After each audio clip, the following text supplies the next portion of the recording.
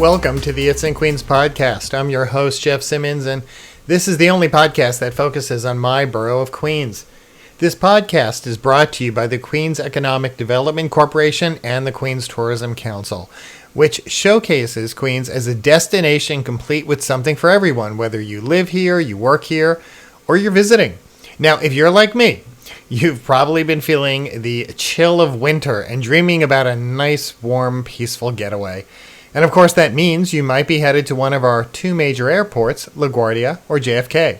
Queens is home to both of these aviation hubs, connecting our borough to destinations across the globe. Did you know that JFK handles more than 60 million passengers annually, making it one of the busiest international gateways in the country? Meanwhile, LaGuardia, which is much closer to my home, has undergone a major transformation recently and serves as a key domestic hub, providing travelers with upgraded terminals and enhanced passenger experiences.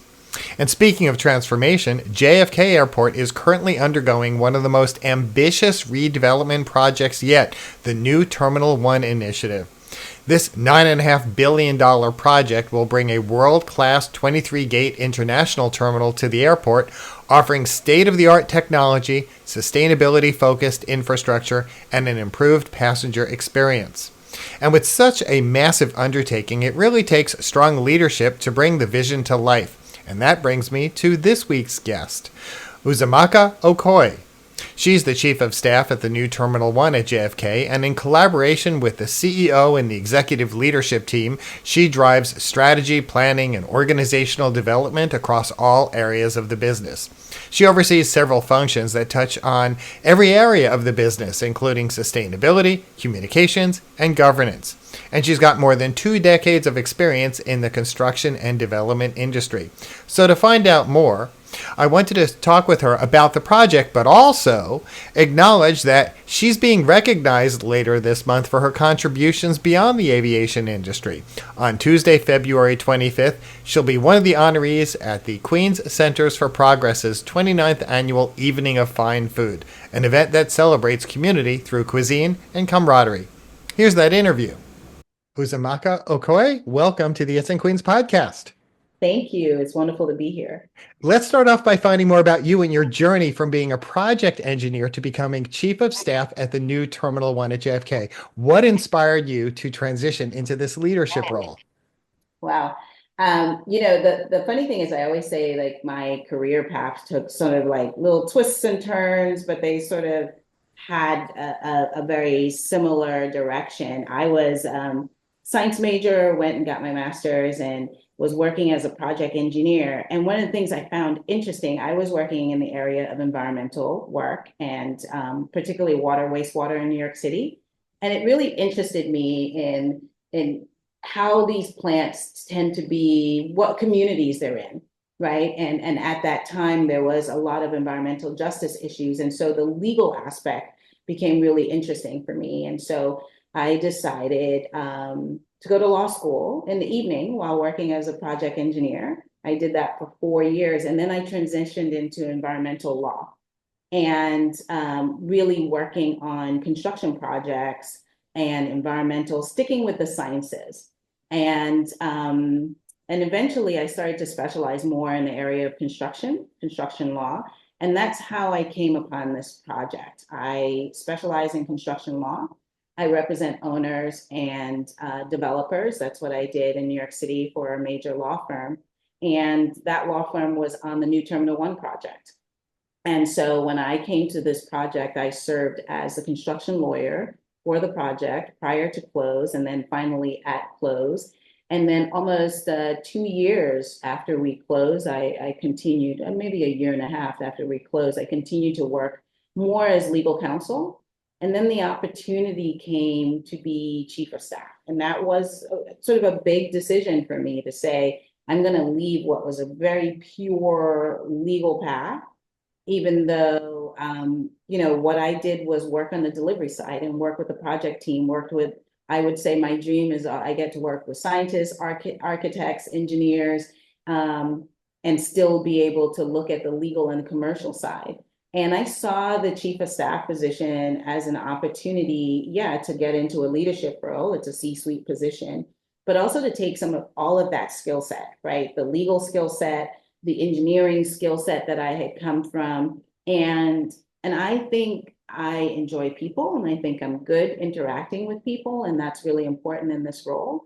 And so, I took a step in faith and said I would step into this position. And I spend a good bit of my time making sure that all of our teams are talking to each other, right? We're talking to each other as we work towards the delivery of this project. And even now we're starting to look at the second phase.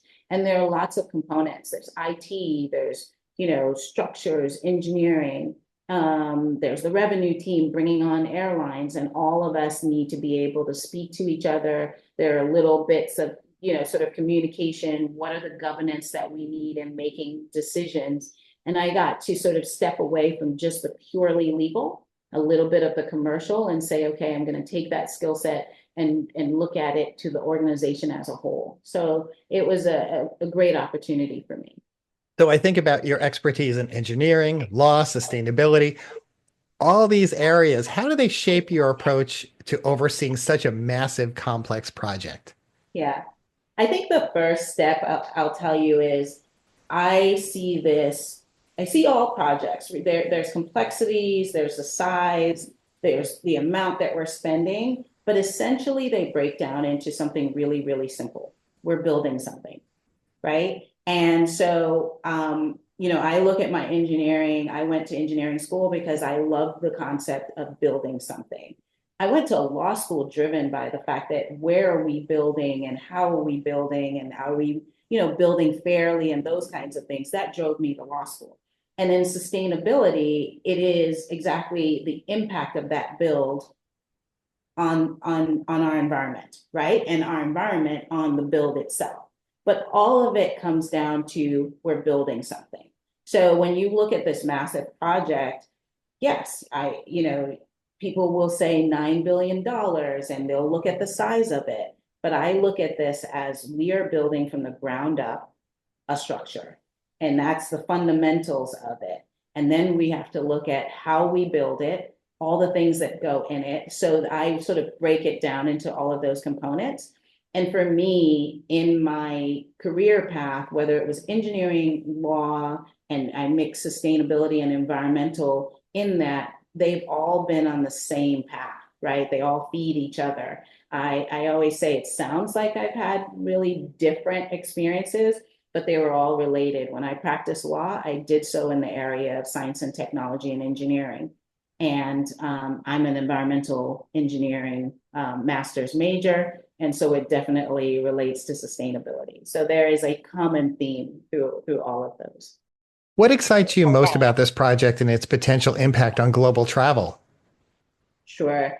One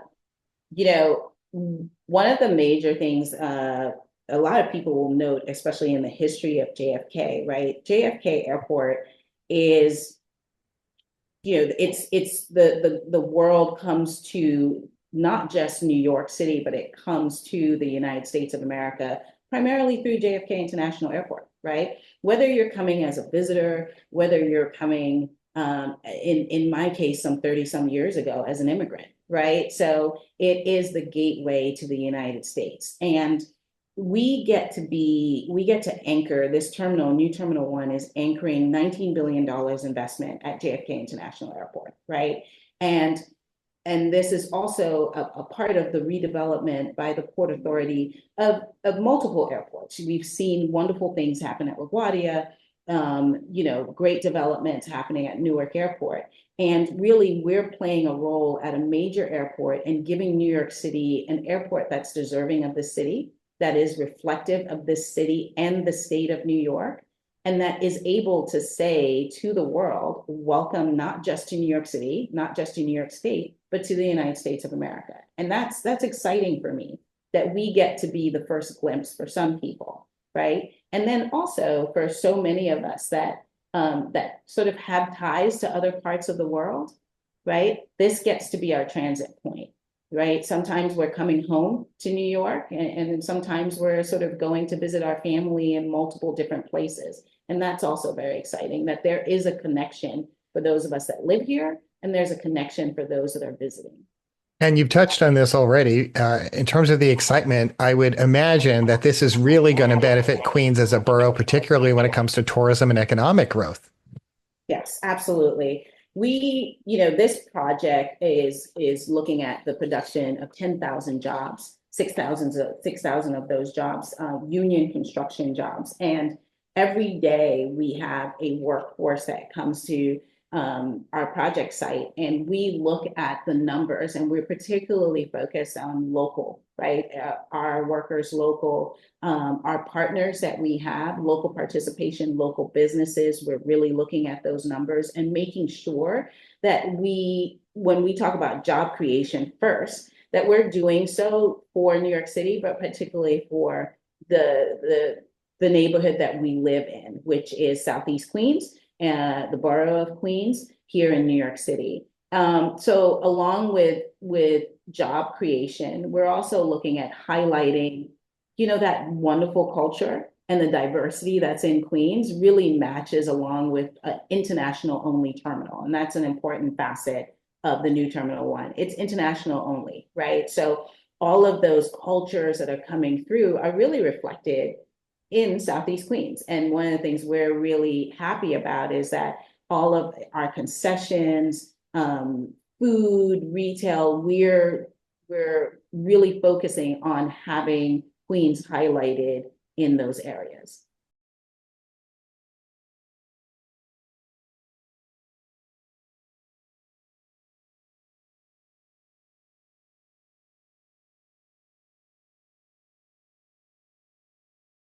How has the local community reacted and how did you get involved? How do you connect with them? Sure.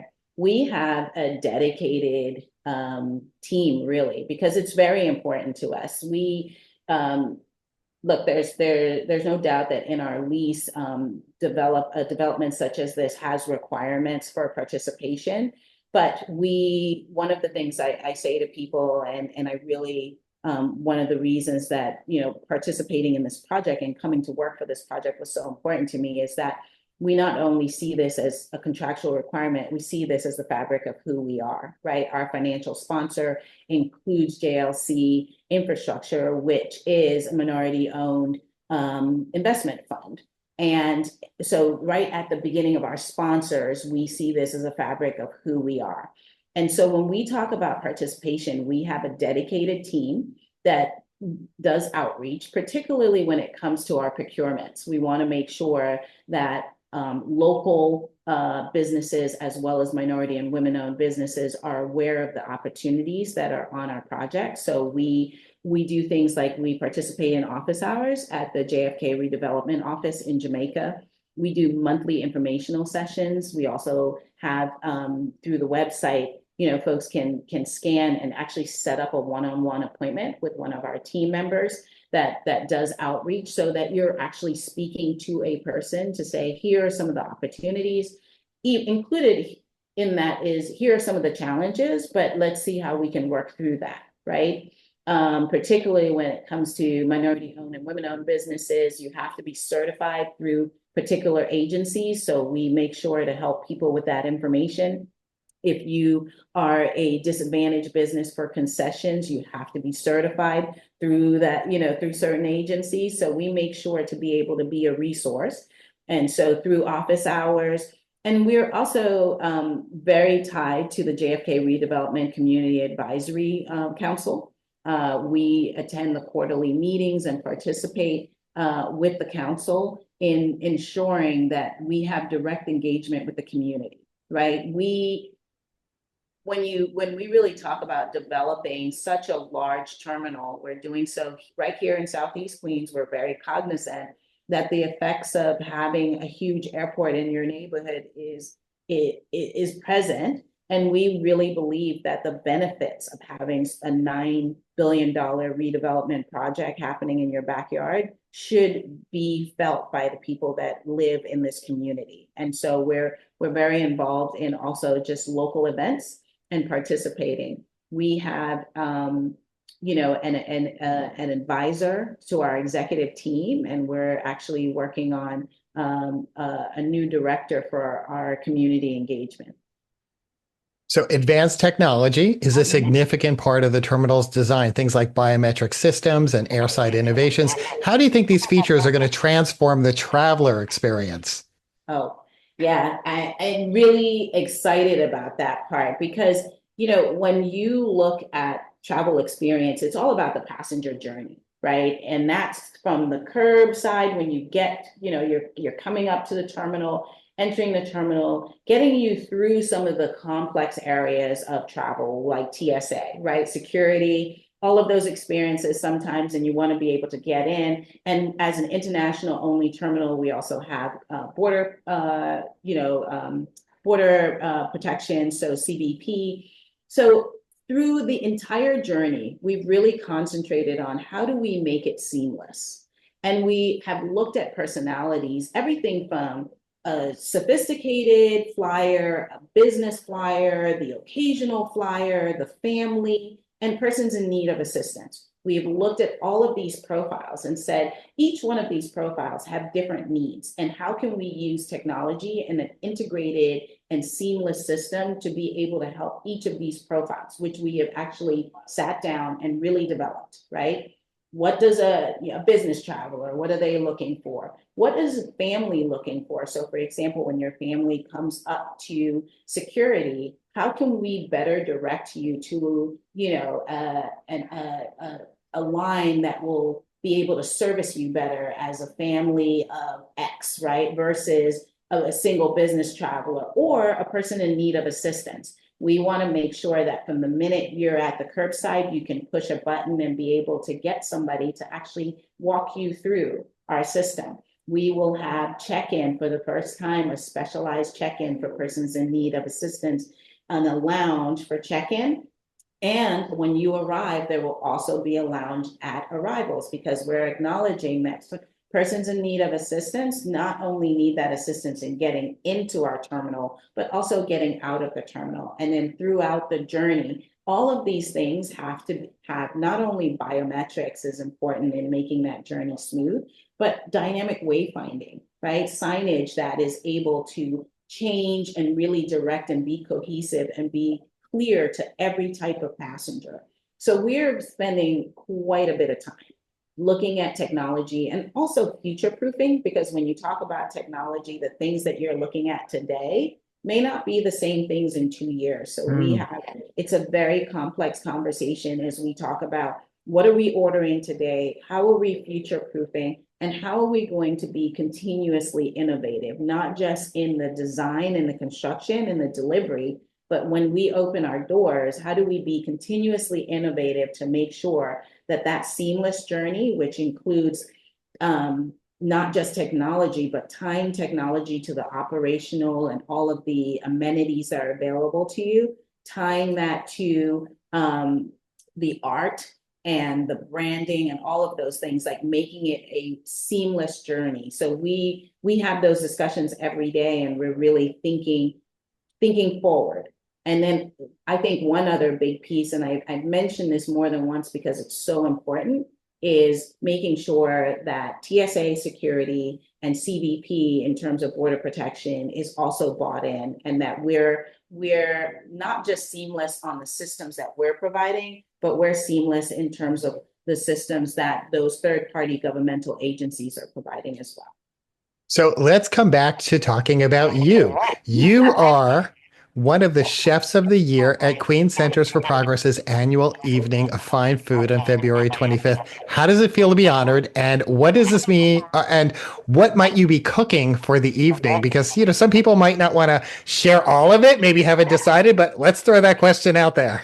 And you had me thinking about it because I had a couple of choices. First and foremost, it's a tremendous honor, and I hope when I sort of talked about our passenger journey, one of the things that's really passionate, not just for myself, but for our VP of operations, is as we talk about these different personalities, that we included, persons in need of assistance. And when you look at Queen Center for Progress and all of the work that they are doing, for adults and children with certain disabilities in the Queens community. And it is, my hope that we have not just a partnership in their annual, evening of fine food, but a partnership that is long lasting, because we believe that the expertise that Queens Center for Progress brings is something that we're going to continuously be learning from, so that we give passengers that have maybe passengers that have disabilities, that we're able to better service them because we're using expertise like from our partners like Queens Center for Progress. So first, I'm really excited. I'm honored. I think that, the work that the center does is just, look, I always say, I call this like God's work. It's my own saying for these things, right? And when you serve not only the underserved, but those with disability, it is tremendous work. It's hard work. And I really applaud them for that. And it is an honor for New Terminal One and myself to be a part of this evening of fine food. Now, what am I cooking?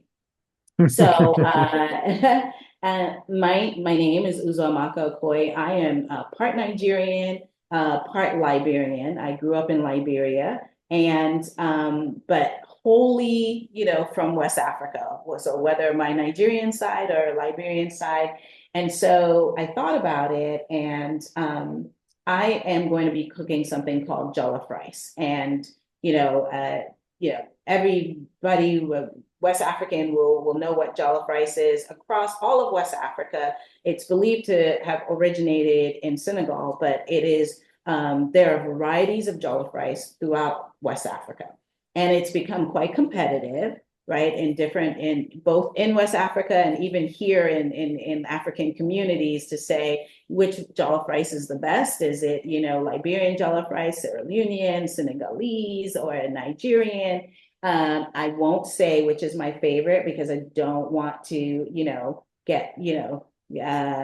get comments from folks, because there is a serious competition going. But I will be making jollof rice, and I think it suits the evening, because jollof rice is something in West Africa. Whenever there's a celebration, there's a wedding, and people are gathering, it's a time of celebration, you will most likely find jollof rice on the menu. And I think that it suits the evening. It is something that came from colonial times. So, it is rice cooked. I always describe it a little bit as the West African paella. So, it's cooked in tomatoes and spices, and it's a red colored rice. And I'll be making that with probably some plantains. So, And of course, cooking that for 500 people. Well, okay. I might be lending a secret that I text my cousin to see who can help me with this, because I'm used to making it for 5 people, right? And I was like, yeah, who can help me with this? So the secret will be out, that I might get some help, for a little bit of catering help, but it'll be some really great jollof rice. And before I let you go, if people want to learn more about the new Terminal One, where should they go? So the Port Authority actually has a little bit of a brand new website. I would have said previously it's a new JFK, but let me make sure I read this correctly, because the Port Authority has a new website. It is portauthoritybuilds with an S.com. And when you go to Port Authority Builds with an S.com, on the redevelopment page, you'll see all of the projects, and New Terminal One is one of those pages. And you'll see everything from the procurements that are coming out, the ability to sign up for a one-on-one, to learn more about what this project is all about. Everything from, largest solar array that we have going on, what it looks like. And I also encourage everyone, it is a very busy time at the airport right now. And when you drive onto the airport, not just for our project, for all of the redevelopment and the reworking of the roadways, it is a busy time and not a very easy time to maneuver. But when you are going to the terminal, one, you can definitely check out the website and see pictures and see what we're about. But as you're driving through the airport, if you take a look, typically on your right-hand side, if you're coming into the airport, right next to the existing Terminal One, you will see an amazing structure coming out of the ground. And that is the new Terminal One. And I think that when you see it in terms of its size, in terms of the beauty of it, and we're really, really proud of the number of local businesses, minority owned and women owned businesses that we have partnered with to be a part of where we are today. And we will be taking flight in 2026. Uzoamaka Okoye, thank you so much for appearing here on the It's in Queens podcast. Thank you so much. It's a pleasure. At the event we talked about, it's expected that more than 700 people are going to come together to sample dishes from some of Queens' finest restaurants while supporting QCP's core mission. Attendees can look forward to mouth-watering restaurants, mouth-watering dishes, including some returning favorites like Austin's Ale House, Bourbon Street, and Marbella Restaurant and Catering, along with new participants as well. The event takes place at Terrace on the Park in Corona. Tickets are only $150 per person, and with a special sponsor VIP reception beginning at 5:30 that evening, followed by general admission starting at 6:30 that evening. So for tickets and to learn more about QCP, visit queenscp.org. queenscp.org. Now, if you're looking for something else to do this month, we have you covered. Well, we always have you covered. Or rather, Rob Mackay has you covered. Rob is with the Queens Economic Development Corporation and the Queens Tourism Council. And each and every week, he highlights some of the more exciting events that are happening in Queens. Hi, Jeff. Welcome to early February when Lunar New Year and Black History Month overlap, and there are related celebrations everywhere. We have our fair share in Queens, and you can read about them at our It's in Queens website. But I wanted to talk about Pilobolus or Pilobolus. Not only is that a palindrome, but it's also a mind-bending dance troupe that uses human physicality and balance to demonstrate the beauty and power of connected bodies. It's absolutely memorizing. Anyway, they're at Queens all weekend to offer 3 shows that explore storytelling and history and myths with some absolutely daring choreography. Don't believe me, though. Check out their photos on the Queens Theater website. They're fantastic, and you wonder how they can get human bodies to do what they do. Anyway, that is my pick for the week. Hope to see you there. Thank you, Jeff. Bye.